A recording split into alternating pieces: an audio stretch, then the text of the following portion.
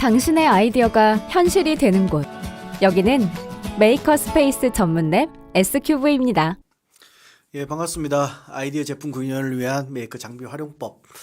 예, 오늘 세 번째 강의를 맡게 된 경남대학교 이학성 교수입니다.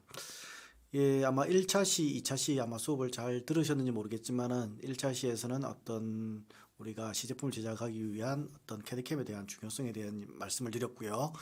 두 번째는 우리가 어떤 작품을 제작을 할 때 필요한 아이디어의 정리에 대한 방법을 조금 많이 설명을 드렸었습니다.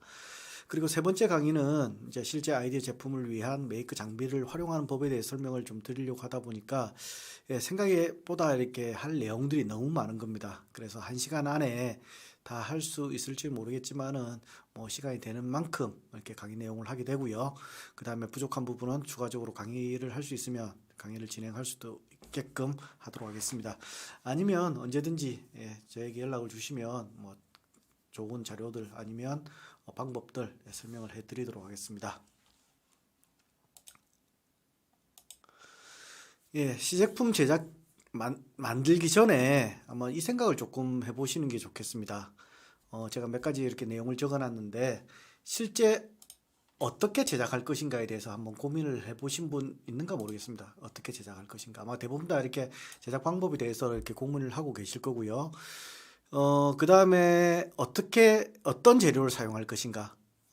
이 재료에는 쉽게 이야기해서 플라스틱 제품도 있을 수도 있고 금속도 있을 수도 있고요. 아니면 종이 같은 것도 될 수도 있고 아니면 여러 가지들이 있을 겁니다. 그 다음에 이 재료를 갖다가 실질적으로 재료를 사가지고 또 가공을 해야 되는 경우도 있고요. 아니면 그 재료 자체를 사가지고 쓸 수 있는 그런 것도 될 거고요. 그 다음에 여러분들이 만들려고 하는 작품에 대한 활용 가능한 도구는 무엇이 있는가? 뭐 쉽게 이야기해서 여기서 도구라는 것도 있을 수가 있고요. 기기나 장비가 될 수도 있습니다. 도구라는 것은 간단하게 뭐 드릴도 필요할 수도 있고 칼도 있어야 될 수도 있고요. 그 다음에 뭐 드라이버들 뭐 여러 개 등등등.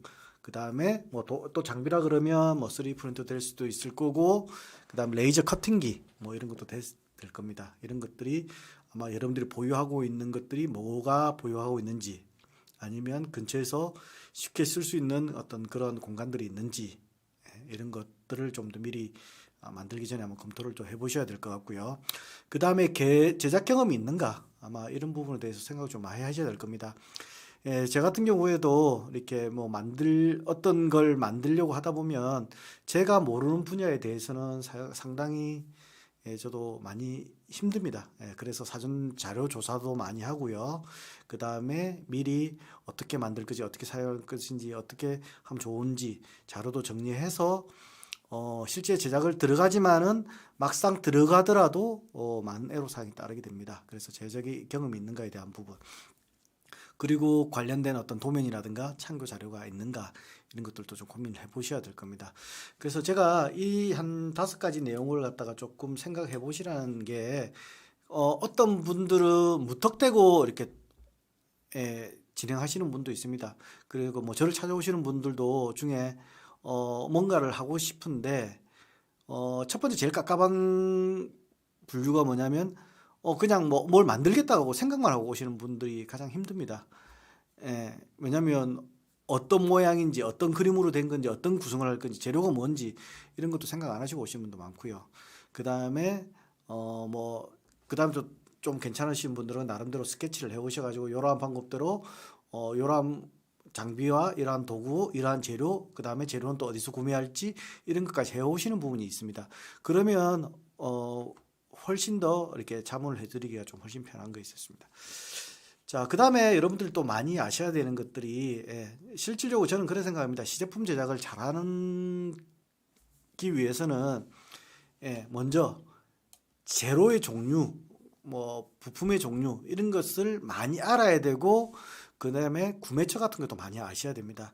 그래야만이 실시간으로 필요한 재료를 갖다 쉽게 잘 구매해서 잘 쓰실 수가 있거든요. 그 다음에 제작 방법입니다. 제작 방법은 결국은 경험도 동반이 돼야 되겠지만은 아까 제가 말씀드렸듯이 자료를 갖다 많이 수집해서 이런 방법도 있고 저런 방법도 있고 뭐 같은 하나의 어떤 형상을 만드는데 3D 프린트로 만들 수도 있고요. 레이저 커팅으로 만들 수도 있고 아니면 뭐 실리콘 성형을 할 수도 있고, 아니면 뭐 3D 펜으로 만들 수가 있습니다. 이런 다양한 제작 방법을 또 알아야 되고요.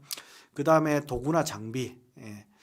결국은 제가 이제 메이크를 쭉 하다 보면 저는 손으로 하는 걸 참 좋아합니다. 그 수작업이라 그러는데 손으로 이렇게 하다 보면 결국은 손으로 하는 거에 대해서 한계가 있습니다.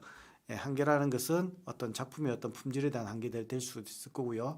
그 다음에 도구로 하다 보면 시간도 많이 걸리겠죠. 예, 그런 한계들이 많이 있습니다.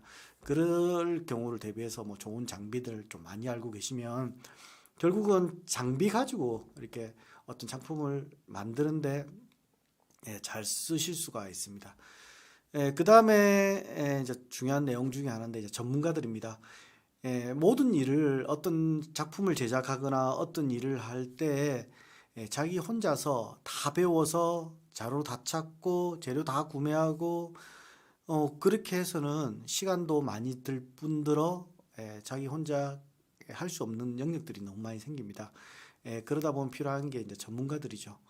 그래서 전문가라든가 업체들 이렇게 많이 알고 있으면 훨씬 더 이렇게 수월하게 할 수가 있고요. 진행하는 과정, 막히는 분야들을 뭐 가까이 없지만은 그래도 전화를 통화를 해서 풀어줄 수 있는 그런 분들을 많이 알고 있으면 좋을 것 같습니다. 그리고 저도 조금 습관적으로 이렇게 안 돼 있는데 작업하는 과정이라든가 아니면 중간에서 서치했던 내용들을 좀 잘 정리해 놓으시면 좋습니다. 저도 이렇게 처음에 어떤 작업을 진행을 할 때 자료 서치를 해서 자료를 잘 만들어 놓기는 한데 중간에 작업 과정에서 실패한 거라든가 뭐 개선하는 내용들이라든가 이런 것들도 잘 정리를 해 놓으면 좋은데 그것도 저도 부족한 것 같습니다. 그 이유는 결국은 이 어떤 걸 만들어서 성공을 했지만은 또 향후 뭐 하루든지 일주일이든지 한 달든지 1년 지나서 그걸 똑같이 재현하려고 그러면 문제가 발생이 되거든요. 왜냐하면 사람의 어떤 기억력은 한계가 있기 때문에 그럴 때에는 자료를 잘 정리해 놓으시면 쉽게 자료를 찾아서 이렇게 그 다음에 대작업하기에는 훨씬 더 편하게 사용하실 수가 있습니다. 자, 그래서 제가 시제품 만들기 전에 요 이야기를 좀 드렸는데 요런 내용들을 좀 검토를 좀 해보시고 아마 자료를 준비한다든가 아니면 작품을 만들 걸 준비한다든가 하실 때 사용 좀 생각을 하시면 좋을 것 같습니다. 자, 그 다음에는 이제 저 두 번째 시간에 한번 보여드렸던 내용들입니다. 요런 제가 이제 실제 만들었던 작품들이고요. 요걸 보시면 요거는 공기청정기인데 레이저 커팅기로 만들었던 거고요. 그 다음에 요거는 충격 흡수 장치인데 요거는 3D 프린터, 요거는 도자기 퍼즐 같은 겁니다. 요런 건 3D 프린터. 그 다음에 도색 색깔 칠했던 그런 형태고요. 그 다음에 요거는 전부 다 원목으로 작업했던 내용들입니다. 자, 이런 거 있을 때 제가 말씀드리고 싶은 거는 이런 어떤 공기청정기를 만들 때 3D 프린터를 만들 수도 있고요. 뭐 기계 강호를 만들 수도 있습니다. 그렇지만 어떤 방법이 가장 효과적으로 만들 수 있느냐, 그런 게 될 수 있을 거고요. 그 다음에 제품의 특성, 형상, 모양 이런 거에 따라서 적절한 장비와 도구를 잘 선택하는 것들이 시제품을 잘 만들 수 있는 그런 하나의 방법이라고 저는 생각합니다.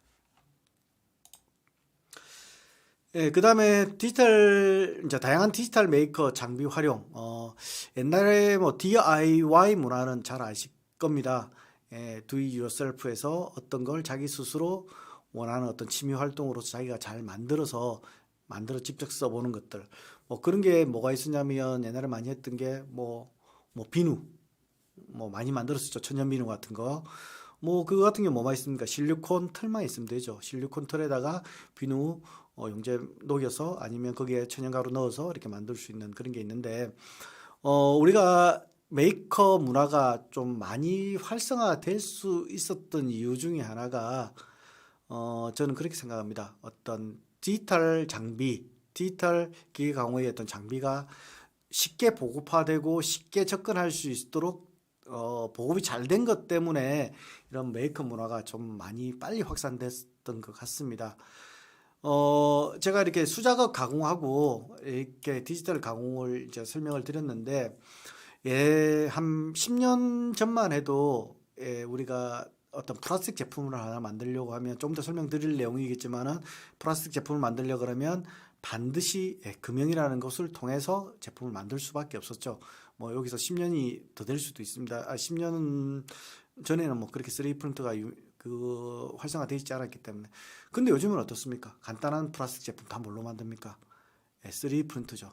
3D 프린터가 이렇게 확산이 됨으로 해서 그만큼 어떤 제품을 만드는데 훨씬 수월해졌다는 거죠. 그게 이제 말 그대로 옛날에는 그러한 어떤 그런 장비들, 그러니까 전문화된 장비들은 기업이나 아니면 연구소라든가 학교라든가 이런 어떤 전문적인 기관에서 이런 디지털 기계를 이용한 어떤 가공이 활성화되어 있었지만 요 근래 한 5년, 10년 새에 이런 디지털 가공기가 쉽게 우리 품 안에 이렇게 안기게 돼서 쉽게 사용할 수 있었던 겁니다. 그래서 그 예로 이제 많이 우리가 메이커 활동에서 쓰시는 것들이 뭐 3D 프린터, 레이저 커팅기, 커팅 플로터, 뭐 CNC 가공기, 그다음에 목공 장비. CNC 가공 장비는 아직까지는 조금 그렇게 잘 되어 있지는 않지만은 그래도 뭐 잘 접근되어 있고요. 목공 장비는 어떤 디지털 장비를 할 수는 없지만은 그래도 옛날에 비해서 목공을 좀 훨씬 더 접근하기 쉽게 되어 있습니다. 그래서 다양한 디지털 메이커 장비를 좀 잘 활용하시면 손재주가 조금 부족하더라도 우리가 원하는 제품을 잘 만들 수 있는 그런 상황이 되게 된 겁니다. 그래서 제작을 위한 작업에는 제가 한 6가지를 적어놨는데 이외에도 많습니다. 가공 작업들, 그 다음에 절단 작업들, 조립 작업들, 사상 작업들, 접합 작업들, 뭐 도색 작업들 이렇게 되어 있는데 실질적으로 어떤 것들은 뭐 절단해서 조립만 해도 될 거고요. 어떤 거는 절단, 조립, 도색을 해야 될 거고 있을 거고, 또 어떤 것들은 뭐 사상 작업이 될 수도 있을 거고요. 뭐 3D 프린터도 이렇게 생각해 보시면 어떻습니까? 가공이라는 것은 3D 프린터 출력, 그 다음 또 뭐 해야 됩니까? 뭐 사상 작업, 그 다음에 도색 작업, 뭐 이런 게 돼야 되겠죠. 또 뭐 목공 작업을 한다. 그러면 목공 작업 같은 경우는 목공을 이용해서 도마를 하나 만든다. 그러면 절단 작업 필요할 거고요. 뭐 사상 작업 필요할 거고, 뭐 도색이라든가 뭐 그 오일을 바르는 그런 작업 필요할 거고. 만약에 나만의 어떤 내가 꼭 필요한 가구, 책장을 하나 만들겠다. 그럼 뭐가 필요합니까? 절단이 필요할 거고, 뭐 조립이 필요할 거고, 그다음 사상이 필요할 거고, 그다음에 또 조립하다 보면 접합이라는 것은 요 조립하고 요 접합하고 거의 같은 이야기인데 뭐 본드를 칠해서 뭐 접합을 한다든가 뭐 이런 것들을 좀 아셔야 될 겁니다. 그래서 장비도 좀 알아셔야 되고 작업 공정에 대한 작업 방법에 대한 것도 아셔야 되고, 그래서 실질적으로 좀 시제품을 생각을 해서 아이디어를 내는 것까지는 거의 다 뭐 장비라든가 도구라든가 이런 게 필요 없기 때문에 언제 어디서든지 이렇게 쉽게 할 수 있지만은 실제 시제품을 제작하는 과정은 이러한 장비라든가 도면도 칠 줄 알아야 되고 장비도 다룰 줄 알아야 되고 그다음 방법도 알아야 되고 그다음 여러 가지 어떤 성형법도 알아야 되기 때문에 조금 많이 힘든 그런 게 됩니다. 그렇지만은 좀 아이디어 같은 경우는 어떻습니까? 아이디어는 뭐 실질적으로 잘 떠오르지는 않죠. 그렇지만은 뭐 이렇게 열심히 이렇게 뭐 교육도 받으시고 아니면 훈련을 하시면 되는데, 마찬가지로 이러한 어떤 가공 제작 방법도 이렇게 조금 많은 경험이 많이 필요합니다. 저도 제가 잘 아는 부분은 기계 쪽 가공이지만은 그래도 제가 모르는 분야에 대해서 계속 연구하고 또 경험해보고 그렇게 하다 보니까 저도 이렇게 이 분야에 많은 전문가는 아니지만 전문가로서 이렇게 여러분들한테 강의를 할 수 있지 않을까. 마찬가지로 저도 이렇게 다 잘하는 건 아니지만은 그렇게 전문가로서 여러분들한테 설명드릴 수 있는 것 같습니다. 아이디어 시제품으로 구현하는 과정들 아마 그거에 대해서 조금 더 여러분들 생각해 보실 내용에 대해서 좀 설명을 먼저 드리고 디지털 장비에 대해서 조금 설명을 드리도록 하겠습니다. 재작년에는 미세먼지 때문에 고생을 많이 했고 2019년도 18년도에는 2020년도에서는 코로나19 때문에 마스크라는 게 엄청나게 중요시 됐었죠. 근데 실질적으로 그러다 보니까 뭐가 가장 중요한 코로나 시대나 아니면 미세먼지 시대에서 가장 중요한 게 뭐가 있습니까? 공기청정기죠. 아니면 뭐 공기청정기가 가장 어떤 중요한 어떤 아이템으로 떠올랐고요. 아마 2018년도, 19년도, 2000년도에 아마 이런 공기청정기가 엄청나게 많이 보급화가 됐을 겁니다. 예, 보통 가정용도 있을 거고요. 그 다음에 차량용, 그 다음에 가정용에서도 조금 책상 위에 올려놓는 것들, 그 다음 대형, 소형 이렇게 많이 되어 있는데, 그러면 내가 생각을 해서 공기청정기가 하나 만들고 싶다. 예, 그러면 미세먼지가 많기 때문에 미세먼지를 분석해 보니까 이렇게 되어 있으니까 나는 공기청정기를 하나 만들겠다. 이러한 어떤 아이디어를 내게 되겠죠.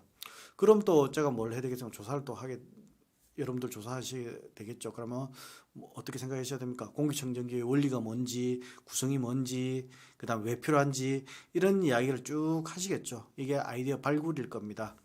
자, 근데 저는 우리 자체가 뭐 공기청정기 어렵게 생각하는 것보다는 마스크가 공기청정기라고 생각합니다. 마스크. 마스크. 그 이유를 조금 설명을 좀 더 드리도록 하겠습니다. 자, 뭐 공기청정기 뭐 다 아실 거니까 아마 쉽게 생각하면 공기청정기는 역할이 뭡니까? 공기청정기는 나쁜 공기를 빨아들여서 어떻게 됩니까? 필터를 통해서 나쁜 미세먼지나 나쁜 세균이나 걸러내고 좋은 것만 이렇게 밖으로 내 비추게 되는 거죠. 마스크도 똑같죠, 마스크. 미세먼지가 바로 입으로 들어와서 폐로 들어가는 게 아니라 어디를 거칩니까? 요 마스크를 거치게 되죠. 미세먼지가 마스크를 거쳐서 필터링이 되고요. 그 다음에 이게 입으로 들어가서 우리가 호흡을 할 수 있는 그런 게 되겠죠. 그러면 이제 뭐 이렇게 마스크는 우리가 사람도 공기청정기라고 말씀할 수 있는 게 공기청정기도 이렇게 구성되어 있죠. 바깥에 있는 나쁜 공기를 빨아당기고요. 그 다음 뭐가 있습니까? 요 필터가 있죠. 필터를 통해서 걸러져서 좋은 공기를 내보내게 되죠. 자, 그러면 뭐가 필요합니까? 바깥에 있는 바람을 당기는 어떤 힘이 필요하겠죠. 그 힘은 우리가 뭘 썼습니까? 송풍팬을 쓰게 된 거고요. 사람은 뭐가 이 송풍팬의 역할을 하게 됩니까? 폐가 공기 흡입을 하는 걸로 되어 있겠죠. 원리는 똑같습니다. 그러면 공기청정기를 만들기 위해서는 뭐가 필요하죠? 뭐가 필요합니까? 팬이라는 것과 그 다음에 필터라는 것만 있으면 되죠. 팬이라는 것과 필터만 있으면 이제 모든 게 되는 거죠. 자, 그 다음 공기청정기의 원리하고 비슷한 게 또 있죠. 정수기. 뭐 있습니까? 수돗물하고 오염수가 있는데 그게 뭘 지나게 됩니까? 여러 가지 이렇게 필터를 지나게 되죠. 필터를 지나게 돼서 나쁜 오염된 그런 물질이 제거가 되고 깨끗한 물로 나오는 것 되는 거. 자, 그러면 아까 그 공기청정기처럼 빨아당기는 힘이 필요하겠죠. 그러면 어딘가에는 뭐 수압으로도 될 수가 있고, 수압으로서 이 물을 미는 될 수도 있고, 아니면 이쪽에서 모터를 이용해서 물을 땡길 수도 있겠죠. 이렇게 될 겁니다. 그러니까 아까 송풍기 역할을 하는 거는 수압이나 아니면 펌프가 될 거고요. 그 다음에 필터는 마찬가지 정화장이 될 거고. 그 다음에 여러분들이 또 샤워기에 쓰고 있는 거 여러분들 많이 되어 있죠. 샤워기, 연수기. 연수기는 또 뭡니까? 물을 갖다가 조금 그 연하게 물을 만들어줘서 미끈미끈한 물을 만들어주는 거 있죠. 마찬가지로 물이 들어오게 되고요. 물이 들어온 게 뭐가 됩니까? 연수기의 필터를 통해서 양이온이 제거가 돼서 깨끗한 물이 나오게 되는 거고요.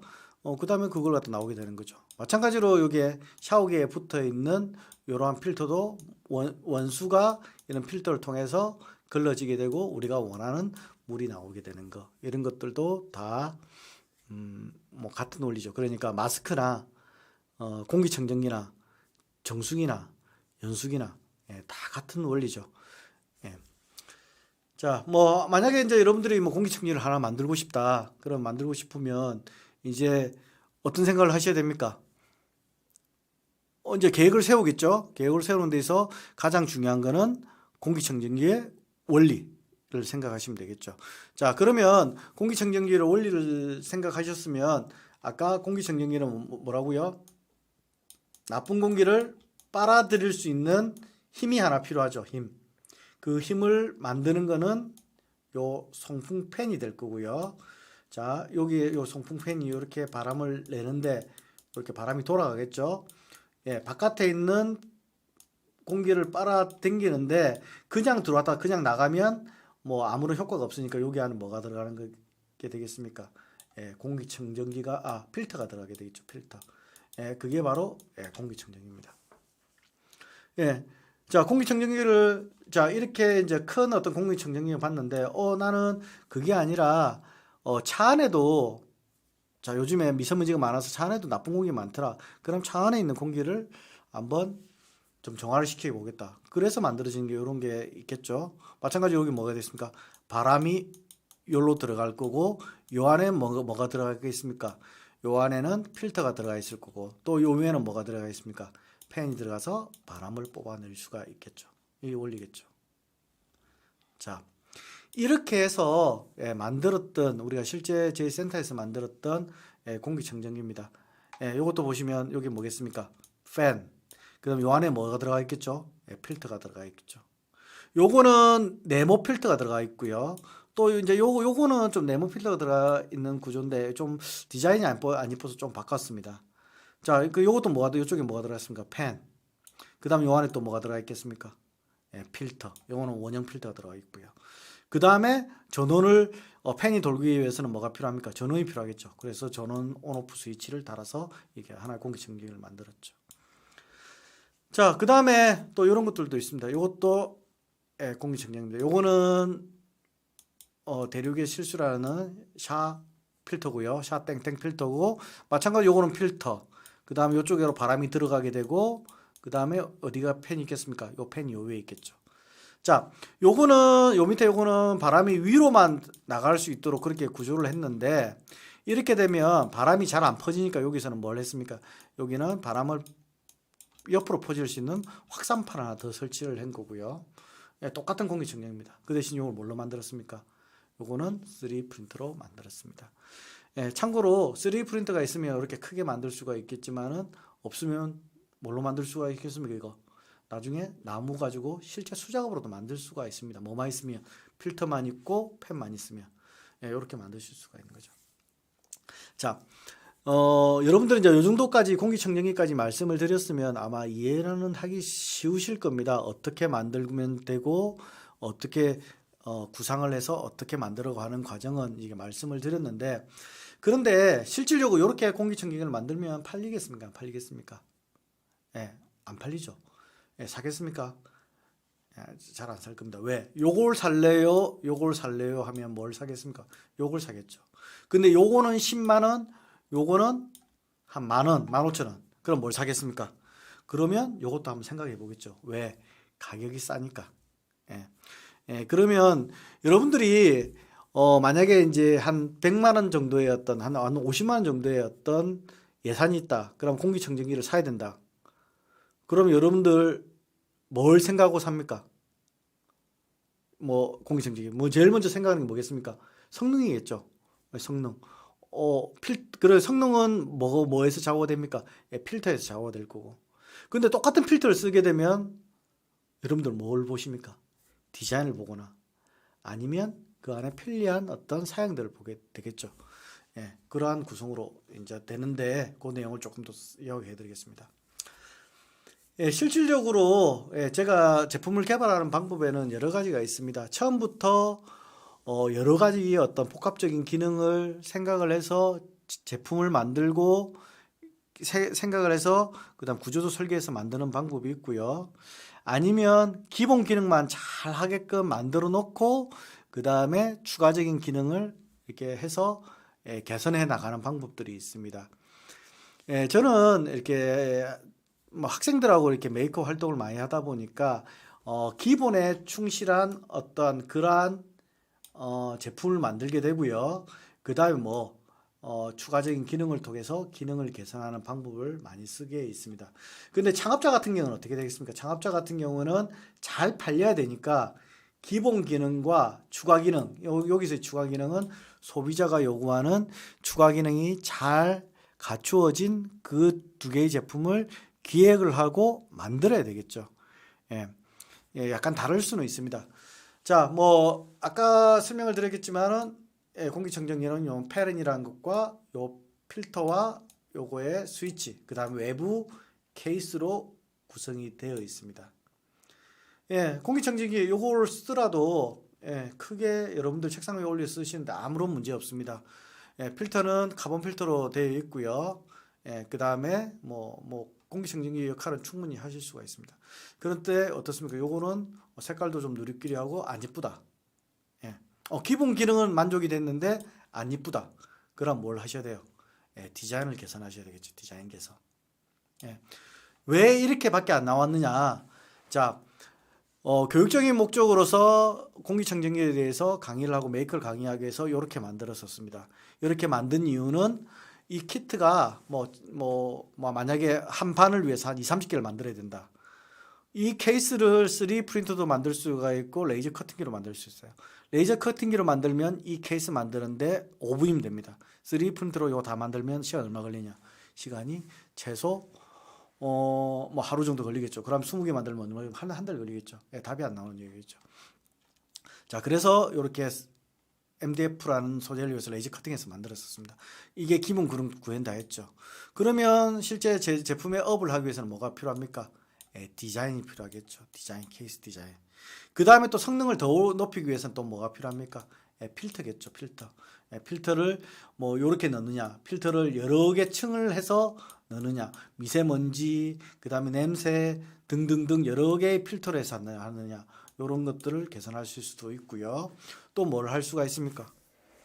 요거 같은 경우는 무조건 온오프 기능밖에 없습니다. 온오프 기능.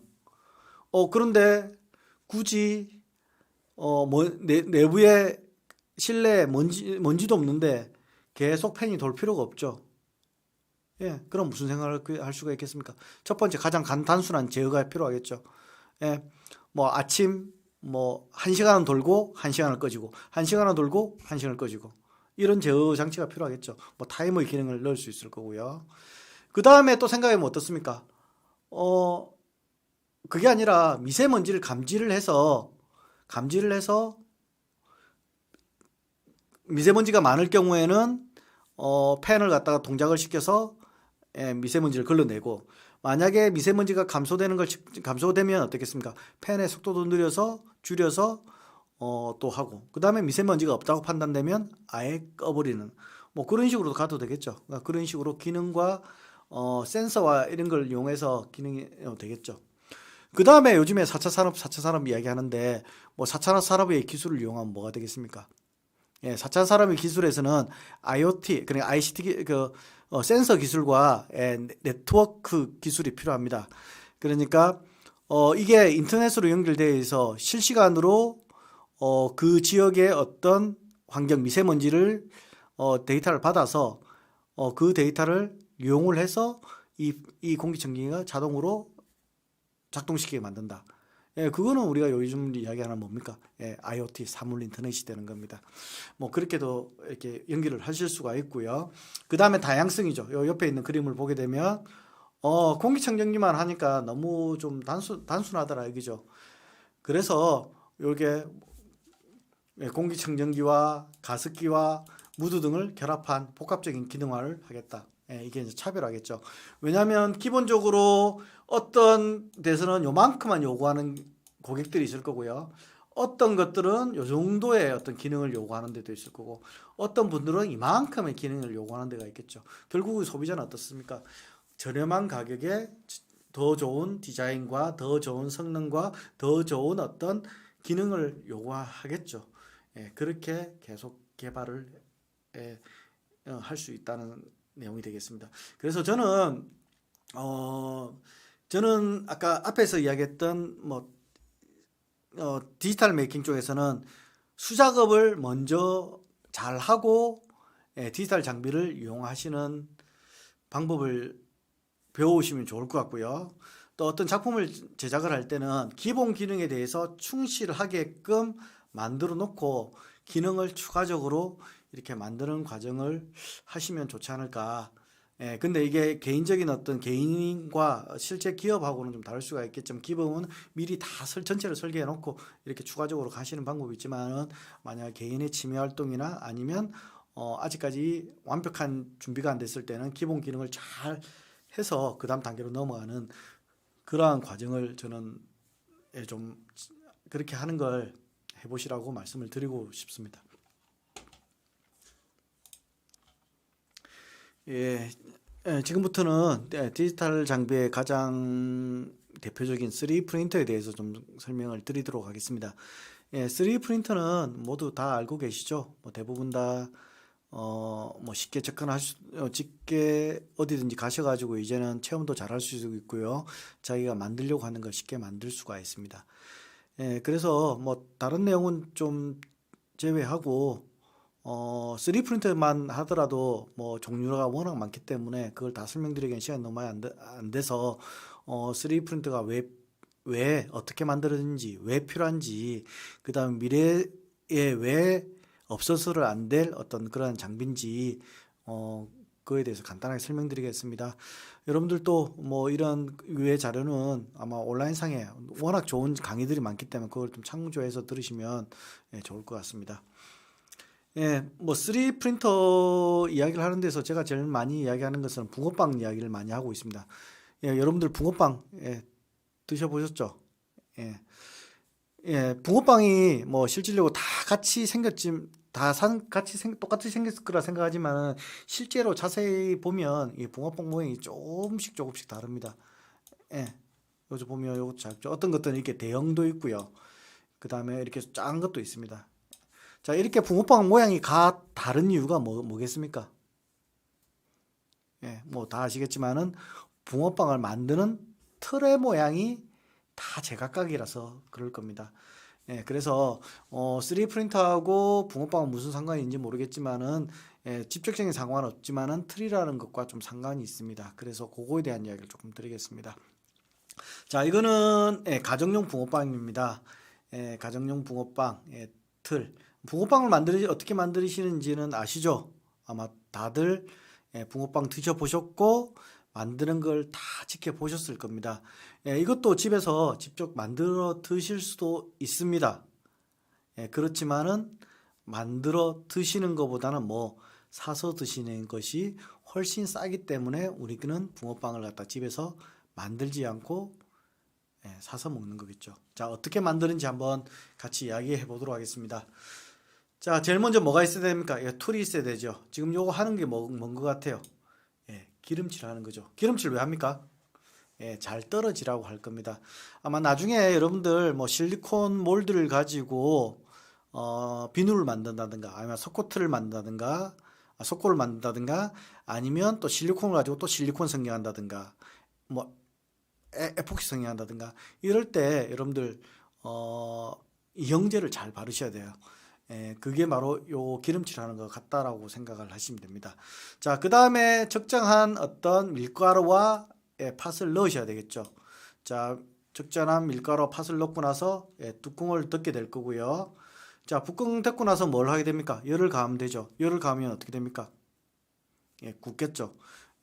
좀 적당한 시간이 돼서 굳으면 이렇게 노릿노릿하게 구우면 뭐 꼬챙이 같은 거로 톡 찍어서 탁 빼시면 어떻게 되겠습니까? 우리가 원하는 붕어빵을 만드실 수가 있습니다.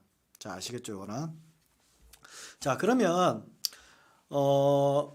이제 뭐 플라스틱에 대한 이야기를 해보겠습니다. 자, 요게 그림은 6가지가 있습니다. 6가지. 요 타요도 있고요. 요런 플라스틱 제품도 있고 필통, 그 다음에 요러한 용기들, 바구니, 그 다음에 요거는 뭐 뭡니까? 쿠션이라는 쿠션통입니다. 이런 거 다 구성이 뭘로 되어 있습니까? 플라스틱 되어 있습니다. 제가 붕어빵 이야기에다 플라스틱 이야기를 한 이유는 우리 주위에 플라스틱 제품이 엄청나게 많죠. 아마 여러분들 화장실 가셔도 있을 거고요. 화장실 가서 뭐 세수대야 바가지 다 있을 거고 샴푸통 다 플라스틱으로 구성되어 있습니다. 아마 지금 실생활에 플라스틱이 없으면 아마 생활하기가 엄청나게 힘들겠죠. 자, 그러면 플라스틱은 어떻게 만들까요? 플라스틱 제품은. 예, 고민을 해보신 분도 있고 아마 모르시는 분도 있을 건데 거의 방법은 붕어빵 만드는 거하고 비슷하다고 생각하시면 됩니다. 그 방법을 조금 설명을 드리도록 하겠습니다. 자, 한번 보세요. 자, 제가 이런 어떤 모양을 이러한 뚜껑을 하나 만들고 싶다. 이런 받침대를 하나 만들고 싶다. 자, 모양을 이렇게 엎으니까 이렇게 모양이 나옵니다. 그럼 이러한 제품을 만들려 그러면 마찬가지로 붕어빵은 어떻습니까? 틀을 벌려서 밀가루 넣고 팥 넣고 뚜껑 덮어서 구우면 되는데 플라스틱 제품은 이러한 제품을 만들 때 반드시 틀이라는 게 필요합니다. 틀. 그 틀을 우리는 금형이라 부르고요. 자, 붕어빵은 오픈된 상태에서 밀가루 팥 넣지만은 플라스틱 제품은 일반적인 플라스틱 제품은 이렇게 꽉 막힌 틀에다가 틀을 만들어서 플라스틱은 가공수지 같은 경우는 열을 가하게 되면 녹습니다. 녹은 액을 여기에 구멍을 하나 내서 이렇게 갖다 붓게 되는 거죠. 그러면 시간이 지나면 어떻게 될까요? 이렇게 꽉 차겠죠. 이렇게 꽉 차고 나서 시간이 지나면 어떻습니까? 시간이 지나게 되면 굳겠죠. 굳으면 뚜껑 딱 열어서 우리가 원하는 제품을 딱 뽑아내시면 돼요. 이렇게 만듭니다. 이렇게 만드는 방법을 우리는 사출 성형이라고 이야기를 하기도 하고요. 이런 틀을 갖다가 우리는 틀이라는 말보다는 금형이라는 말을 많이 씁니다. 이렇게 만드는데, 자, 그러면 이제 본격적으로 이제 생각을 해보게 되면 모든 플라스틱 제품을 만들려 그러면 그 제품에 맞는 틀이 다 존재를 하는 거예요. 자, 여러분들 혹시 뭐 책상에 앉아 있으면 모르겠지만은 책상에 앞에 보시면 키보드 있죠, 키보드. 키보드 보시면 키보드 모양이 똑같은 것도 있지만 다른 게 많죠. 뭐 스페이스바 틀리고 엔터키 틀리고 시프트키 틀리고 ESC 틀리고 다 틀릴 거 아닙니까? 그러면 그 스페이스바 키보드 하나 만들려 그러면 이 틀이 하나 필요한 거예요. 이 틀.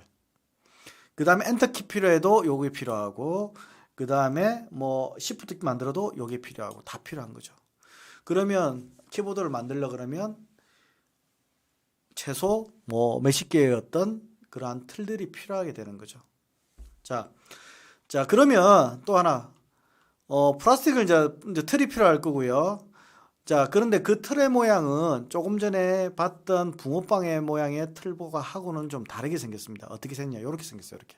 실제 앞에서 본 그림은 좀 단순한 틀의 모양이지만은 실질적으로 플라스틱 용액을 주입을 해서 자동으로 개폐를 해주고 그 다음에 토출도 시켜주고 하는 그런 장치가 다 붙어 있게 되는데 그렇게 붙어 있는 걸 우리가 금형이라 부르는데 실제 이렇게 구성되어 있습니다. 이렇게. 그리고 요거는 실제 플라스틱 액을 녹여서 이렇게 주입하는 장치고요. 그래서 이거는 사출 성형기라 부르고요. 그 다음 사출 성형기에 이렇게 사출 구멍이 있으면 우리가 원하는 플라스틱 제품을 만들 수가 있습니다. 근데 여기서 중요한 건 뭐냐? 자, 그러면 내가 원하는 플라스틱 제품들 만드시면 되겠죠. 이렇게. 아까 공기청정기 케이스를 뭐 플라스틱으로 만들고 싶다. 그러면 이렇게 사출 금형을 만드시면 돼요. 근데 비용이 얼마나 드느냐? 최소 자, 여기에 그림을 자세히 보시면 요만한 거 하나 있죠. 요만한 어떤 플라스틱 제품을 만들려고 해도 요만한 틀이 필요한 거예요. 금형이 필요한 거예요. 최소 금형 뭐 2, 300만 원에서부터 단순한 거는 2, 300만 원, 100만 원, 200만 원 하겠지만은 실제 복잡한 거는 1000만 원, 2000만 원, 억대까지 넘어가는 금형들이 엄청납니다. 자, 그러면 어떻게? 아까 키보드가 만약에 10개의 부품으로 이루어졌다. 그러면 금형비 하나 얼마? 금형비 하나 한 200만 원씩 10개를 잡게 되면 얼마가 필요합니까? 최소 2천만 원이 필요하다는 거죠. 이해가 되시죠? 예, 뭐 이렇게 단순한 요것더라도 이런 거 하나 만들고 싶어도 틀이 필요하니까 최소 제품을 만들기 위해서는 몇백만 원의 틀을 만들어야 돼, 금형을 만들어야 되고 그 비용이 들어가야 된대요. 그러니까 그전에는 여러분들이 이러한 3D 프린터가 나오기 전까지는 어떻게 다 했겠습니까? 요 사출 구명회 통해서 만들었겠죠. 그러니까 만들 수 없었으니까 어떻게 했습니까? 아이디어 차원으로만 가지고 있고 개인들은 접근할 수가 없었죠. 기업들은 회사에서 제품을 개발해야 되기 때문에 자기들이 금형을 만들어서 제품을 개발할 수가 있었지만은 개인은 할 수가 없었죠. 근데 3D 프린터가 나옴으로써 어떻게 됐습니까? 3D 프린터. 3D 프린터가 뭐만 있으면 됩니까? 재료만 있으면 되죠. 재료만 있으면 틀이 없이 우리가 원하는 입체적을 만들 수 있었기 때문에 엄청난 파급 효과를 가져오게 된 거죠. 누가 좋아했겠습니까? 기업도 좋아했겠지만은 기업보다 더 좋아했던 거는 누구냐면 메이커들입니다. 메이커. 뭔가를 아이디어를 내서 만들고 싶은 사람들. 그런 사람들이 만들기 시작하는 거죠. 자, 요것들도 한번 보시면 이런 것들이 금형에서 나오는 겁니다. 요거는 철판을 이용해서 만들었던 금형이고요. 이런 것들은 입체적인 어떤 철판의 형상을 입체적으로 만들어가는 어떤 금형의 그림이 됩니다. 그럼 요거 같은 경우는 금형의 어떤 형상이고요. 실제로 같은 이런 것들도 다 금형의 모양입니다. 실제 요거는 제품이고 요거는 금형들 이렇게 되어 있습니다. 요건 사출 성형기고요. 요건 프레스 성형기고. 자, 그래서 우리는 어떤 제품을 만들기 위한 하나의 도구를 어떤 형상 똑같은 제품의 모양성을 만들기 위한 도구를 우리는 뭐라 부르냐면 틀이라고 부르고요. 그 다음에 영어로는 몰드라고 부르기도 합니다. 여러분들 쿠키 틀 들어보셨잖아요. 쿠키 틀, 쿠키 몰드 아니면 이런 거 보시면 비누 틀, 비누 몰드 아마 들어보셨을 겁니다. 그 다음에 약간 그보다 좀 기계장치가 좀 들어간 복잡한 게겠지만은 기계적인 용어로서 우리는 금형이라는 말도 쓰게 됩니다. 자, 이것도 보시면 이거는 저희들이 얼마 전에 제가 만들었던 건데 요게 석고틀입니다. 석고틀. 요거는 석고고요. 3D 프린터를 이용해서 이런 석고틀을 만들었고 실리콘 틀을 만들었고 실리콘 틀을 이용해서 요렇게 제품을 만들었던 겁니다. 요것도 마찬가지로 요거는 지금 석고인데 3D 프린터로 이러한 형상을 만들어내고요. 요걸 만약에 이게 3D 프린터 지금 사진이 없어 그런데 요게 3D 프린터 만드는 제품이면 요걸 이용해서 실리콘 몰드를 만들고 실리콘 틀을 만들고 실리콘 몰드를 이용해서 이렇게 만들 수가 있죠. 그래서 틀이나 몰드나 금형은 다 같습니다. 그렇게 생각하시면 되고요. 그래서 3D 프린터는 틀이 없이 우리가 원하는 입체적인 형상을 만들 수 있는 장치가 3D 프린터다. 이렇게 생각하시면 됩니다. 자, 요것들도 보시면 알겠지만 요거는 뭐냐면 쿠키 틀입니다. 쿠키 틀인데 자, 요거는 뭐 가야 유물에 대해서 형상화 시킨 건데 요것도 마찬가지로 3D 프린터를 만들었죠. 요것들도 틀이라고 할 수 있습니다. 자, 그래서 사출 성형, 사출 성형. 플라스틱 제품을 성형하는 방법에는 이전에는 사출 성형, 사출 금형을 이용해서 만들어야 했는데 이제는 어떻게 플라스틱 성형용 3D 프린터를 이용하시면 우리가 틀이 없이 플라스틱 제품을 만들 수 있게 되었고요. 그 다음에 플라스틱 성형용 3D 프린터가 어느 정도 성공을 거두고 나서 요즘에 한참 유행하는 게 뭐겠습니까? 이런 게 이제 금속이죠, 금속. 그래서 금속 3D 프린터. 우리가 원하는 이러한 어떤 금속 제품을 플라스틱 용액을 녹여서 필라멘트 녹여서 만드는 게 아니라 금속을 녹여서 만드는 금속 3D 프린터가 나오기 시작했고 이제는 이게 보급화되기 시작을 하고 있습니다. 그 다음에 뭐 제가 아까 프레스라는 걸 좀 설명을 안 되는데 우리가 원하는 자동차 같은 데 보시면 자동차에는 가쪽에 있는 껍데기가 있습니다. 껍데기. 껍데기는 철판으로 구성되어 있고요. 그 다음에 안에 내장재 같은 경우는 플라스틱 되어 있습니다. 그래서 안에 내장재 같은 경우는 아까 사출 성형이라는 걸 이용했고요. 그 바깥에 있는 철판 같은 경우에는 이러한 철판 같은 경우는 프레스 꽉 눌러서 만드는 어떤 그런 거 프레스 금형 아니면 프레스 성형을 이용을 했는데 이게 대처되기 시작하는 방법이 나옵니다. 그게 뭐냐면 점징 성형이라고 합니다. 다이렉트 포밍이라고 이야기하는데 아직까지는 이러한 어떤 성형 방법이 많이 대중화되어지지 않고요. 연구소나 학교에서 연구하는 과정으로 많이 되고 있습니다. 이것도 뭐냐면 실질적으로 누르는 게 아니라 이러한 공구 예, 공구를 가지고 누려서 철판은 꾹꾹 누르면 여러분들이 뭐 어떤 뭉퉁한 거 가지고 철판을 쭉 잡아당기면 어떻게 됩니까? 그 홈이 쭉 나가서 쭉 늘어나죠. 약간 연성의 어떤 철판 같은 경우 그러한 방법을 이용하는 걸 갖다가 우리가 다이렉트 폼 정밀 성형이라고 이야기합니다. 예, 그래서 다른 말로 금속 판재 성형용 3D 프린터를 이야기할 수 있는데 요거를 밑에 그림을 잘 보시면 돼요. 이렇게 회전하지 않는 공구입니다. 철판을 밑에서 잡아당기고요. 그 다음에 원하는 부분을 이렇게 눌러주는 거죠. 여러분을 눌러주게 되면 이렇게 입체적인 형상을 만들 수 있게 됩니다. 요거를 갖다가 우리가 다이렉트 포밍이라고 이야기를 합니다. 아직까지는 대중화되어 있지는 않지만은 곧 연구가 되고 나면 아마 대중화되지 않을까. 왜냐하면 마찬가지로 이러한 어떤 걸 하나 만들려면 프레스 금형을 필요한데 마찬가지로 프레스 금형도 뭐 몇백만 원, 몇천만 원 하게 되고요. 기계 장치도 프레스 금형 자체도 프레스 기기 자체도 비싸기 때문에 아마 이런 게 향후 되지 않을까. 아직까지 연구 단계입니다. 참고로 알아두시면 좋을 것 같고요. 자, 그러면 3D 프린터는 뭐냐 이거죠. 3D 프린터. 아까 뭐 RP라는 말이 원래는 처음으로 나왔었습니다. RP 쾌속 조형기. 쾌속 조형기를 쓰고 있고요. 지금은 뭐 FDM, FFF 방식, 뭐 SL, DLP, 그다음에 MSLA, 뭐 그다음 여러 가지 방식이 있는데 지금 좀 설명을 드리려고 하는 것들은 FDM 방식, 필라멘트를 이용한 어떠한 그러한 방식의 3D 프린터만 조금 설명을 드리도록 하겠습니다. 우리가 한 층 한 층 적층을 해서 올라간다고 생각하십니다. 벽돌을 우리가 벽을 쌓을 때 벽을 쭉 바닥부터 이렇게 한 층 한 층 위로 쌓아 올리셔야 되죠. 근데 갑자기 쌓다가 옆을 쏘면 어찌 됩니까? 아무것도 없는 허공에 쏘면 어찌 되죠? 쌓을 수가 없죠.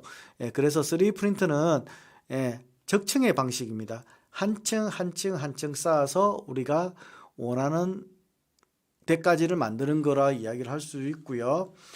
3D 프린터 특히 FDM 방식의 원리는 엄청나게 간단합니다. 여기 필라멘트가 있고요. 그 다음 여기 보시면 한쪽에는 톱니가 되어 있고 한쪽에는 그냥 롤러가 되어 있습니다. 그래서 요 안쪽으로 이렇게 회전이 돼요. 이렇게 회전이 되게 되면 필라멘트를 넣게 되면 밑으로 쭉 내려가는 구조로 되어 있습니다. 이렇게 밑으로 쭉 내려가는데 요 밑에 보면 빨간 게 있죠. 빨간 거는 열을 가한 블럭입니다. 열을 가한. 우리가 플라스틱에 열을 가하면 어찌 되겠습니까? 녹죠. 녹는 거예요. 그래서 원래 이 필라멘트 굵기가 보통 한 파이가 1.75mm 정도가 됩니다. 1.75mm 짜리 파이를 이렇게 밑으로 쭉 늘어 놓고요. 뜨거운 블럭을 만나게 하는 거죠. 뜨거운 블럭을 만나게 해서 녹이고요. 그 다음에 위에서 계속 압을 하니까 밑으로 쭉쭉 녹은 액이 밑으로 내려가겠죠.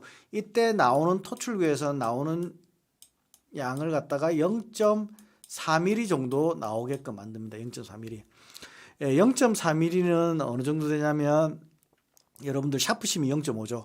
0.5보다 가는 실처럼 나오는 걸 쌓아놔서 만드는 방법을 우리가 3D 프린터 FDM 방식이라고 합니다.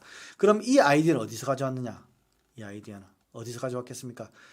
요게 최초의 3D 프린터는 아닙니다. 이거보다 최초의 3D 프린터는 다른 방식이고요. 요거는 미국에 있는 한 평범한 아빠가 글루건의 방식을 이용한 겁니다. 글루건. 이러한 글루건 다 아시죠?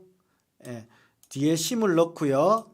그 다음에 요게 앞에 만지지 마라 그러죠. 왜 그렇습니까? 뜨거우니까. 그 다음에 방아쇠를 잠기죠. 그럼 요거 안쪽으로 계속 밀어 넣습니다. 그 다음 뜨거워지는 다니까 이 글루건이 녹아서 얇은 실처럼 나오게 되는 거예요. 너무 얇진 않지만 실처럼 나오게 돼요. 그 다음에 나온과 동시에 어떻게 됩니까? 온도가 식기 때문에 바로 굳어버리는 그러한 성질을 이용하는 게 글루건인데 보통 접착용으로 많이 쓰는데 미국에는 한 아빠가 이러한 원리를 보고 딸의 장난감을 만들어 주다가 발명이 된 게 3D 프린터입니다. 자, 옆에 제가 이렇게 사진을 몇 가지 해놨습니다. 우리 저 경남대학교에 있는 한 학생이 이렇게 만든 겁니다. 요게 뭐 초가집입니다. 초가집. 초가집 여기에 보시면 요거 다 3D 프린터로 3D 프린터 3펜으로 만든 거예요. 요것도 마찬가지 물레방아도 그렇고요. 예, 판옥선도 그렇고 요게 로고는 아닙니다. 이렇게 만들었고 요것도 다 만들 수 있습니다. 그래서 미국에 있는 한 평범한 아빠가 딸을 위해서 이렇게 글루건 가지고 이런 장난감을 만들어 주다가 어떤 문제가 생겼을까요? 힘들겠죠. 힘들면 어떻게 합니까? 우리가 조금 더 편안하게 할 수 있는 방법을 찾겠죠. 예, 그럼 어떻겠습니까?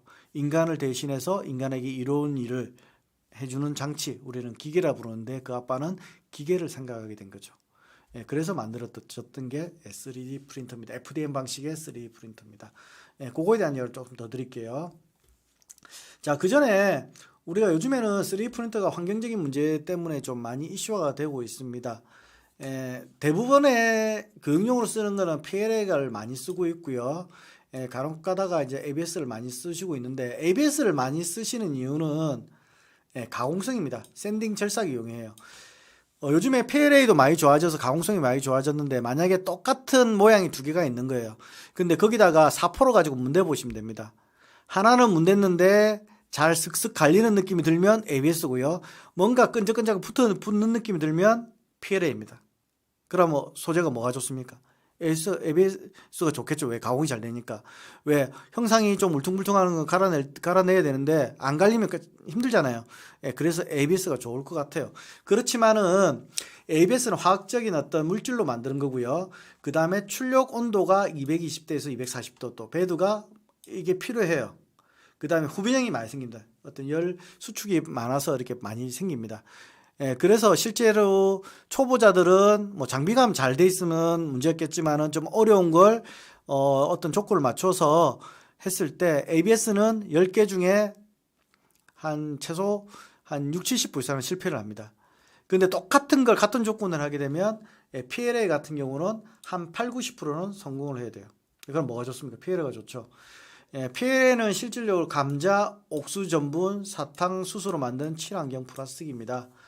그래서 실질적으로 미생물에서 분해도 가능하고요. 출력 온도도 나름대로 낮고요. 그 다음에 베드에 또 필요 없이 사용 가능합니다. 자, 그런데 요즘에 이제 환경적인 문제가 되는 게 이 PLA나 ABS가 녹아서 나올 때 약간 화학물질이 나오게 되는데 그때 인체에 유해한 어떤 그런 물질이 나와서 사람의 인체에 좀 유해하다 이렇게 보시면 됩니다. 그 중에 PLA보다는 훨씬 더 ABS가 좋지가 않고요. 그래서 앞으로는 PLA나 ABS나 아니면 이런 3D 프린터를 쓰실 때는 챔버형 구조가 아마 이제 가야 될 거고, 그다음 환기가 잘 되는 곳 아니면 직접적인 교육장이 없는 따로 공간을 만들어서 그렇게 할 수 있도록 아마 법적인 조치라고 해야 될까요? 그런 환경적인 구성을 할 수 있도록 주의를 하셔야 될 것 같습니다. 자, 그 다음에 PLA 말고도 요 ABS 말고도 PETG라는 것과 TPU, 플렉시블, 변색, 그 다음 파우더 첨가된 이런 다양한 어떤 필라멘트가 종류가 존재를 합니다. 자, 근데 여기서 제가 알려드리고 싶은 거는 이런 어떤 ABS나 PLA에 따라서 조건이 다 다르고요. 그 다음에 필라멘트 회사에 따라서 다 조건이 다릅니다. 필라멘트에 따라 회사 조건이 다르고요. 어떤 거는 우리 집 프린트는 200도에 너무 출력이 잘 되더라. 그렇지만은 A사 필라멘트 그렇지만은 B사는 그렇지 않을 수도 있습니다. 그것도 염려해 두시고요. 또 우리 집에 프린터가 5대가 있는데 이거 하나 테스트 해보니까 A사 필라멘트는 200도 하면 좋더라. 그래서 모든 걸 5대 다 200도로 맞추시면 또 조건이 안 맞을 수 있습니다. 왜냐하면 그렇게 3D 프린터가 모든 조건에 다 맞게끔 온도가 컨트롤되고 아니기 때문에 다르다는 거 생각해 주시고, 필라멘트에 따라 장비에 따라서 다 다르기 때문에 여러분들이 조건을 잘 잡으셔서 쓰셔야 됩니다. 근데 만약에 개인이 쓰지 않고 어떤 기관에 가시면 기관의 분들한테 조건을 좀 말씀을 해달라고 하시면 잘 설명을 해 주실 겁니다. 자, 3D 프린터를 이야기하면서 가장 중요한 것 중에 하나가 수치 제어 기술입니다. 아마 제가 이 설명을 드렸는지 모르겠는데 NC 기술이라고 설명을 드렸을 건데 3D 프린터는 아까 뭐라 했습니까? 원래는 글루건을 들고 장난감을 만들어 주다가 발명이 됐다고 했지 않습니까? 자, 사람의 손으로 만들기 힘드니까 그걸 갖다가 기계로 대체한 거죠. 자, 사람은 머리가 있고 손발이 있어서 내가 원하는 생각대로 움직일 수가 있는 거예요. 이런 네모대로 내가 이 화살표 방향대로 생각해서 움직이면 저도 보시면 이렇게 네모를 이렇게 그을 수가 있죠. 이렇게 그을 수가 있습니다. 글루건을 들고 쭉 이렇게 움직이시면 만들어지겠잖아요, 네모가. 이렇게 그다음에 이렇게 만들고 이렇게 만들고 이렇게 만들고 이렇게 만들면 이게 뭐가 되겠습니까? 3D 프린트죠. 자, 사람은 저는 이렇게 할 수가 있어요. 기계가 할 수가 있습니까? 없습니까? 못하죠. 그럼 기계한테 어떤 명령을 내려야 됩니까? 기계가 어떻게 돼요? 명령을 내려야 되겠죠. 그럼 그 명령어 체계가 어떻게 만들어졌을까요? 그 명령어 체계. 자, 우리가 쉽게 할 수 있는 방법이 있습니다. 만약에 다른 사람한테 이걸 이렇게 움직이라 할 때 명령을 내릴 수가 있죠. 오른쪽으로 세 칸가, 위로 세 칸가, 왼쪽으로 세 칸가, 아래로 세 칸가라고 이렇게 만들 수가 있습니다. 맞죠? 자, 그러면 기계 장치가 움직일 때 오른쪽 세 칸, 왼쪽 세 칸 이렇게 해서 명령어를 만들어서 이렇게 만들 수가 있는데, 그러면 오른쪽 왼쪽이라는 것은 대한민국에서 통용되는 언어이지 한글이지 뭐 미국이나 영국이나 일본이나 중국이나 언어가 다 다르겠죠. 그러면 전 세계가 알 수 있는 공통적인 언어로서 이 기계를 컨트롤해야 되겠죠. 그 공통적인 언어가 뭐겠습니까? 예, 그게 바로 수학입니다. 수학. 수학의 좌표. 예, 배우셨죠? 아마 중학교 때 배우시는 거 같습니다. 알고 있습니다. 이쪽에는 x 좌표, 이쪽은 뭐 y 좌표로 들은 거죠. 그럼 이쪽은 0,원점이라 보면 요거는 3,0, 요거는 0,3, 요거는 3,3, 요 0,3 이렇게 되겠죠. 요렇게 좌표를 이용해서 우리가 원하는 대로 기계를 움직이게끔 만드는 그러한 방법을 우리가 수치 제어 NC라고 합니다. NC. 예, Numerical Control이라고 이야기를 하게 되고요. 자, 이거는 저번에 첫 시간에 만들었던 캐드캠의 기술이고요. 자, 공간상에는 요거는 2D 평면이고요. 그래서 요거는 X 좌표와 Y 좌표 두 개밖에 없다 그래서 2D, 2디멘전이라고 얘기할 수가 있고요. 그 다음 여기서 한쪽에 X, 요거는 Z, 요거는 Y, X, Y, Z 세 개가 다 있죠. 그래서 우리 요거는 3D 상이죠. 자, 실질적으로 3D 프린터는 약간 2D 컨트롤이 많습니다. 보통 평면 한 층을 다 성형을 하고 Z를 들어오려고 한 층을 다 성형하고 Z를 들어오기 때문에 평면 성형이 완전한 3D라기보다는 2D를 제어해서 2D와 제어해서 이렇게 만든다고 볼 수가 있고요. 그 다음에 레이저 커팅기 뭐 보셨는지 모르겠지만 레이저 커팅기는 뭐만 됩니까? XY 밖에 없죠. Z는 사람 손으로 왔다 갔다 합니다. 그래서 실질적으로 뭐 2D, 수디의 어떤 수치 제어 기술을 이용하는 게 레이저 커팅기 정도가 됩니다. 자, NC 수치 제어 기술을 이용한 것들은 엄청나게 많습니다. 제가 대표적인 거 여러분들이 보실 수 있는 내용들만 좀 이야기 드리겠습니다. 요거 뭐냐면 레이저 커팅기죠. 레이저 커팅기. 아마 이런 것들 아크릴 자르고 나무에 마킹하고 가죽에 마킹하고, 만약에 여기도 보시면 여기 보시면 어딘가에 0,0이 있으면 요거의 흐름대로 잘라주면 되겠죠. 만약에 요거 공룡 모양이 있으면 어딘가에 0,0이 있으면 여기는 뭔가의 좌표들이 있겠죠. 이게 좌표 딱딱 찍으면 되겠죠. 그래서 이 원하는 좌표대로 따라서 움직이게끔 만들어주는 기술이 NC 기술이죠. 그래서 끝단부에, 자, 끝단부라는 게 어디냐면 움직이는데 끝단부 이쪽에다 글루건을 달게 되면 3D 프린터가 되는 거고요. 여기에 레이저가 발생이 되도록 만들면 레이저 커팅기가 되는 거고요. 여기에 회전하는 공구를 만들게 되면 CNC 조각기가 되는 겁니다. CNC 조각기는 아까 대부분 다 XYZ 3차원을 다 움직이게끔 만드는 게 주력이고요. 그래서 입체적인 모양을 만드는 거고, 레이저 커팅기는 XY를 만드는 거고, 아까 3D 프린터는 어떻습니까? XY를 움직이고 Z는 약간 들려서 만드는 거고. 또 그런 이용하는 기술은 또 있습니다. CNC 밀링 선반도 있고요. 3차원 측정기기도 좌표 기술을 이용하는 거고요.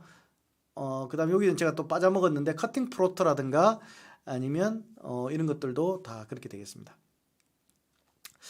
자, 그러면 여러분들 왜 지금 이제 3D 프린터를 배우시고 제가 이 강의를 하게 되는가, 이 이야기를 조금 드리면 시점이 좀 잘 맞아 떨어졌던 것 같습니다. 3D 프린터를 동작시키기 위해서는 뭐가 있어야 되냐면 하드웨어가 있어야 되고, 하드웨어라는 것은 구조죠. 구조, 외형을 이루는 구조가 있어야 되고, 그 다음에 이걸 컨트롤하는 컨트롤 소프트웨어가 있어야 되고, 뭐 이 두 가지자 보통 하드웨어하고 소프트웨어라고 하는데, 실질적으로 아까 제가 미국에 있었는데 한 평범한 아빠가 그 딸의 글루건을 장난감을 만들어주다가 글루건으로 장난감을 만들어주다가 3D 프린터를 발명을 했는데, 그분이 지금 스트라타시스의 스캇 크럼프라는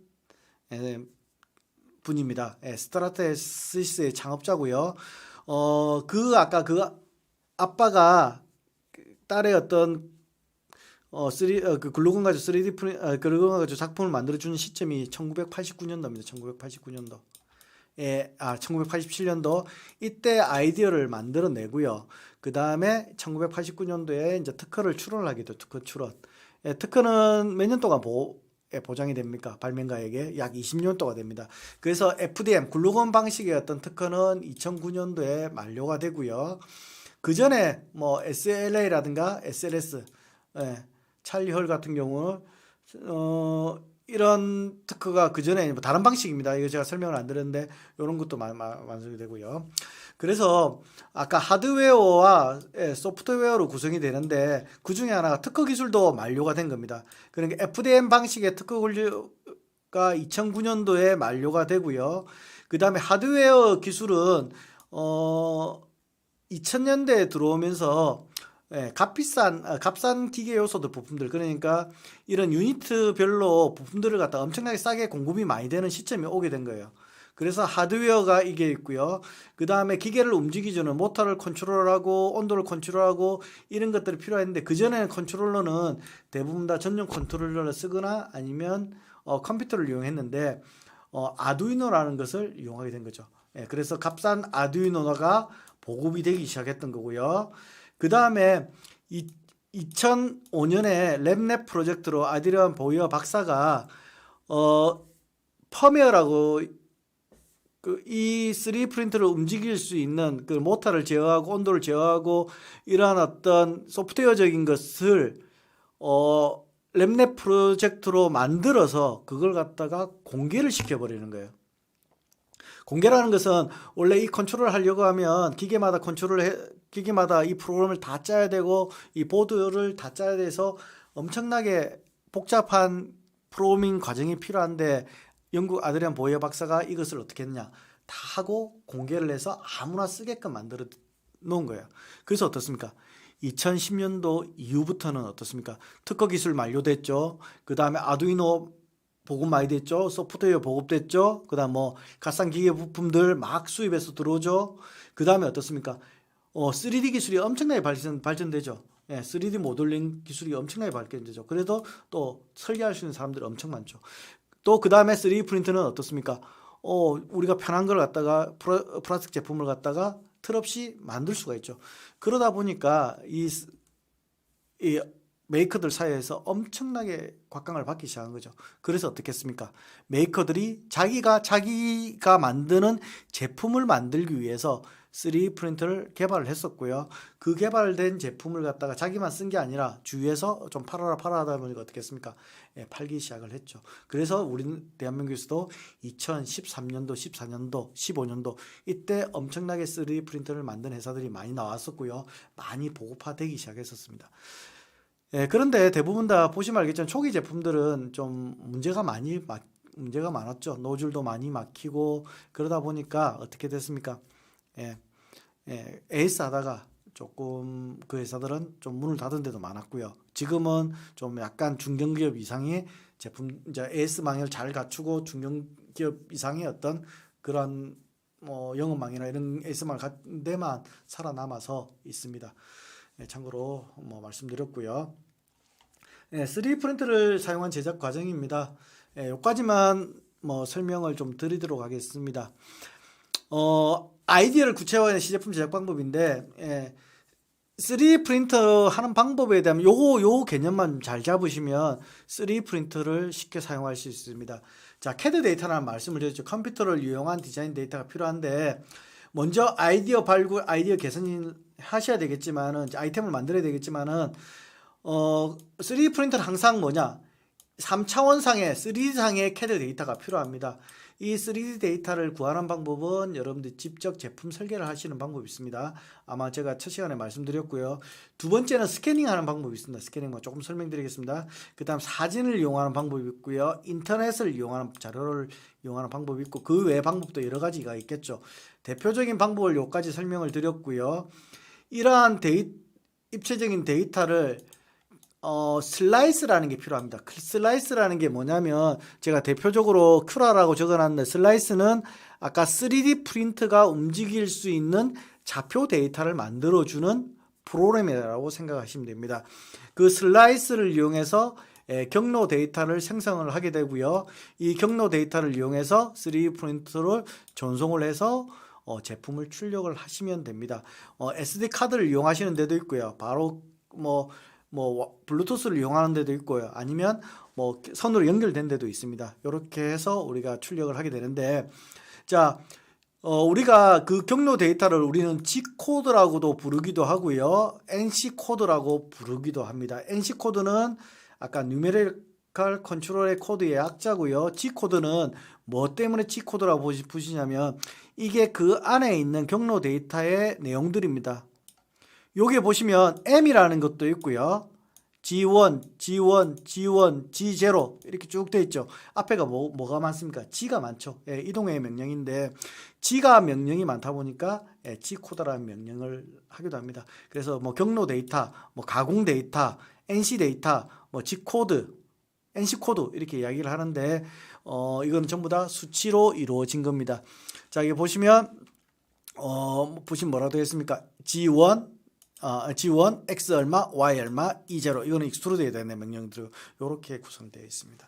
자, 이런 것들은 입체적인 형상들을 CAD 데이터를 이렇게 임포트 받아서 임포트라는 것은 데이터를 불러오게 하는 겁니다. 불러오기를 해서 우리가 원하는 명령어 데이터를 만드는 프로그램을 우리가 슬라이서 프로그램이라고 이야기를 합니다. 이런 걸 직접적으로 자기가 설계하는 걸 갖다가 이런 것들을 실질적으로 제품 설계라고 합니다. 이거 같은 경우 간단하게 네임택 설계할 수도 있고요. 이런 식으로 디자인을 해서 설계하실 수도 있고 이런 걸 3D 프린터 출력하고 그 다음에 후광해서 이렇게 만드실 수가 있습니다. 이거 직접 설계한다 그래서 제품 설계하는 거 이걸 이용해서 CAD 데이터를 만드시는 겁니다. 자, 역설계입니다. 요거는 역설계인데 기존에 이런 거 같은 경우는 여기 이제 석상입니다. 석상 같은 경우는 조각가가 조각을 했기 때문에 CAD 데이터가 없죠. 그래서 이런 걸 가지고 스캐닝을 하는 거예요. 형상을 측정을 하는 겁니다. 측정을 해서 이러한 걸 만들게 되고요. 모델링을 이렇게 요거를 이용해서 이렇게 가져오는 겁니다. 100% 가져올 수는 없습니다. 그래서 역설계라 그러는데 역설계를 좀 많이 하셔야 됩니다.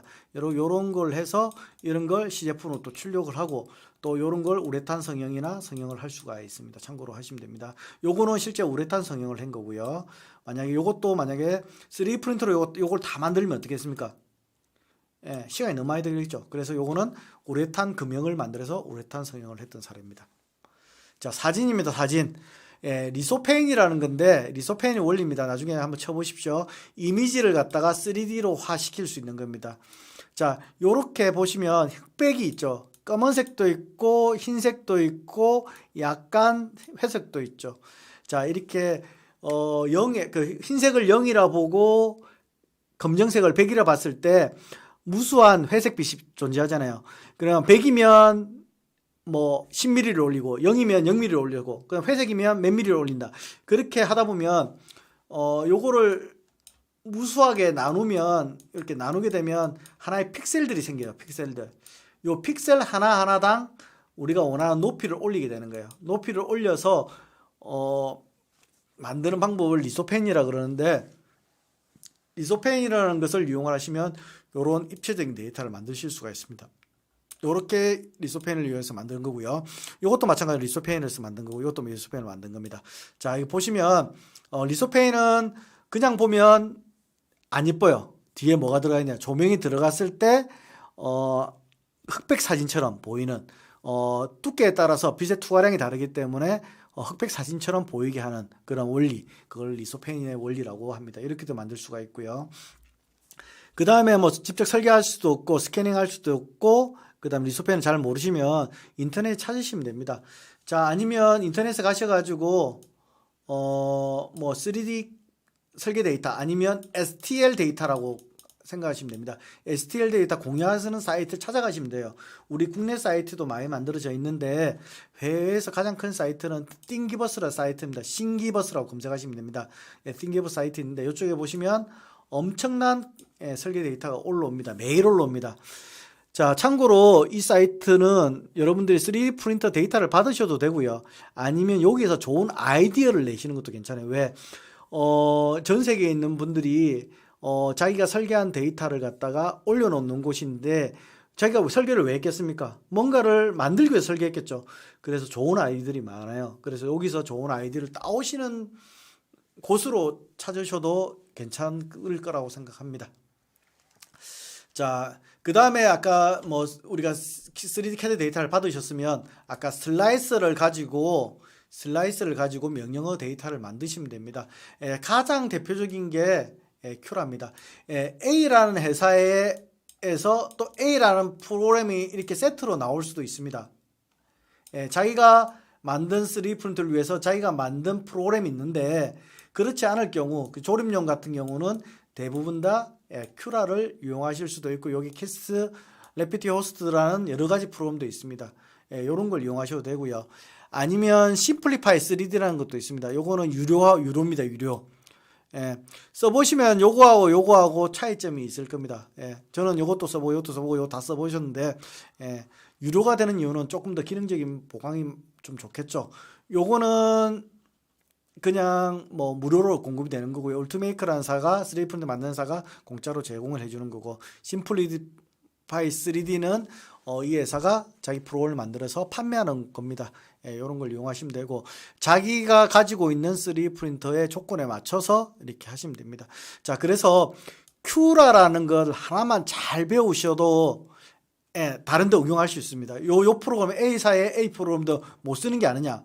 요거를 잘 이용을 하실 수 있으면 요것도 쓰실 수 있는 개념만 아시면 됩니다. 마지막으로 뭐 진정한 메이커가 되기 위해서 어떤 생각을 하고 어떤 마음을 가져야 되는지 그런 이야기를 조금 드리도록 하겠습니다.